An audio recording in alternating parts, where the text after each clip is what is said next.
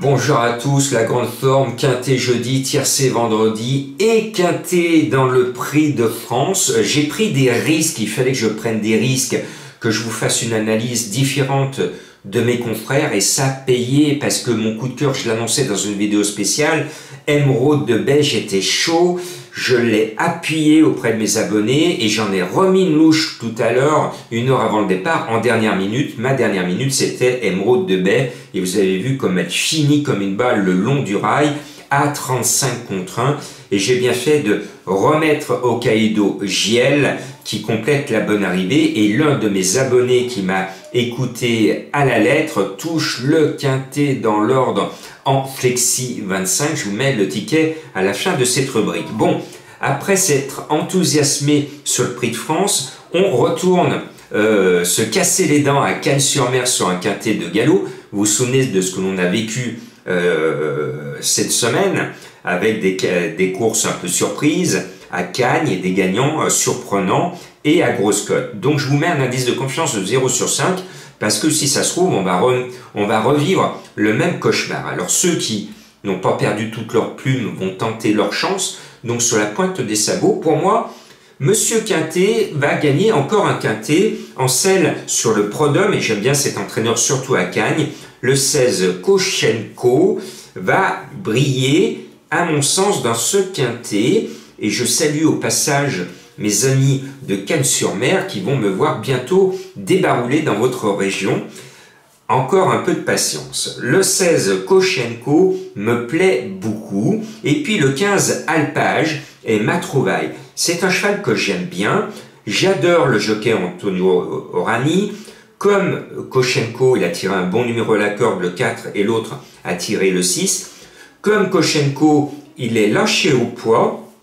Les deux sont en forme. Je me dis, allez, on y va. Et les deux sont proposés par mes confrères à plus de 10 contre 1. Vous voyez que je cherche là aussi encore des cotes sympathiques. Et puis, le 10 Royal White me plaît beaucoup. C'est un cheval de qualité, très bien né, monté par Alexis Pouchin. Le seul défaut, c'est qu'il a tiré le 15 tout à l'extérieur, mais c'est un cheval de valeur que j'ai toujours estimé. Et puis le 9 Lorenzo de Medici, monté par Cricri Soumillon, eh bien il trouve ici son plus facile quintet de l'année, à lui d'en profiter parce que ensuite, que ce soit à Longchamp, à Saint-Cloud ou à Deauville, les lots seront plus costauds que celui-ci.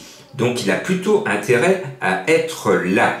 Le 7 Grand Balcon est le cheval de Madame Colombo. J'aime bien Bachelot qui est en forme. Il a tiré le 16 tout à l'extérieur, ce n'est pas le meilleur, mais on est sur 2000 mètres, Les cartes ont le temps d'être rebrassées, donc ce n'est pas forcément rédhibitoire. Ce 7, eh bien, je fais confiance à Madame Colombo, annoncé à 15 contre 1. Il devrait justifier le style autoritaire de son récent succès dans une course référence. Et puis là, Célestin, ex-cheval de Madame Colombo, est le plus chargé, mais je sais qu'il est en forme et il fait le déplacement pour prendre de l'argent. Il a besoin d'argent. Donc ce 1 Célestin, il va mettre des sous dans sa tirelire et en même temps dans la nôtre. Et je suis persuadé qu'il va rentrer dans les 5. Alors maintenant, il est écrasé de plomb, donc c'est un peu plus difficile pour la gagne, mais il ne va pas taper loin. Et puis Saint-Hélier, le 4, vient de finir 4e du Grand Prix sur cet hippodrome de Cagnes, un Grand Prix plus relevé, donc s'il finit 4e d'une course plus relevée sur cet hippodrome, il serait logique qu'au minimum, il finisse 4e d'un lot moindre. Donc il faut le mettre, ce numéro 4. Et puis ma petite voix m'a parlé ce matin, quand j'ai commencé à éplucher les partants, ça m'arrive pas tous les jours, mais vous aussi ça vous arrive. Quand je parle de ma petite voix, c'est ce que l'on appelle, et ce qu'on a tous, vous avez tous de l'intuition. Par moments, ça marche pas tout le temps, mais j'ai flashé ce matin sur White Whisky.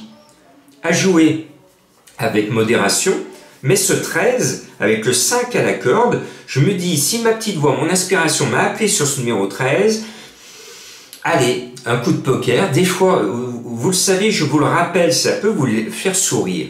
Mais les courses, c'est un jeu de hasard par définition. Si vous êtes trop logique, et moi j'ai les œillères, je fais les papiers en 4 et mes abonnés des pronos du corps le savent parce que je leur fais l'étude des poids et des lignes, je compare tout, c'est vraiment au carré.